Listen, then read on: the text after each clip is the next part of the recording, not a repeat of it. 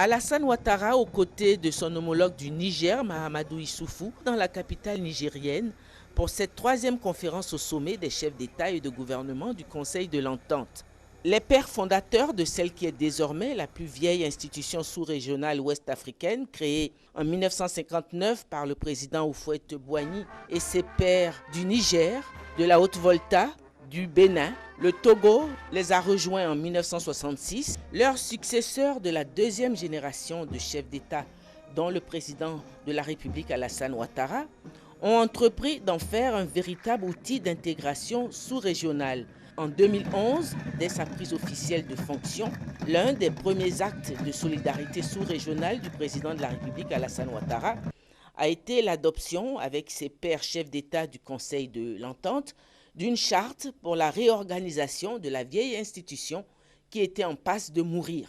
Ce troisième sommet a été marqué par une vitalité retrouvée par le Conseil de l'Entente. Le président sortant de l'institution, Mahamadou Issoufou, qui a assuré l'exercice pendant 2 ans, a félicité le travail accompli par le secrétariat exécutif présidé par l'Ivoirien Patrice Kwame. Outre la réalisation de projets de développement, le Conseil de l'Entente se fixe aujourd'hui de nombreux autres défis, notamment dans le domaine de la sécurité au plan sous-régional et aussi au plan politique, par le renforcement de la démocratie au sein des États. Nous avons entrepris des initiatives visant à renforcer la coopération politique, la paix et la sécurité devant les graves menaces qui se posent à nos pays dans ce domaine. À cet égard, et conformément aux instructions que nous avons données à nos ministres, une proposition de décision instituant une réunion annuelle des ministres en charge de la sécurité et des frontières nous est soumise. Cette initiative est pertinente et conforme au contexte de notre sous-région. Nous n'avons d'autre choix que la mutualisation de nos forces et de nos moyens de défense et de renseignement. La stabilité de notre sous-région passe par la stabilité de tous les pays voisins. Au volet de la mobilisation des ressources pour le financement des projets de développement, un mémorandum d'entente a été signé entre le Conseil de l'Entente et les ACP.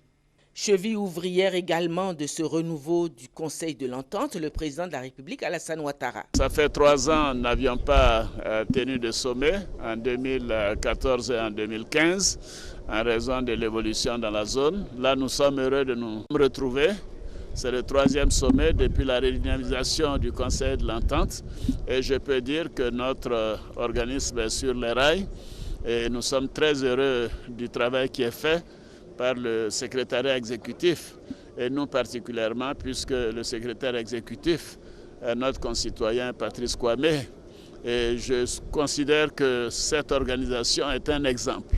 C'est la première organisation de son genre, puisqu'elle date de 1959. Après les 10 années de léthargie, les choses ont repris. Et donc c'est une organisation de confiance, de coopération, d'entente et de fraternité.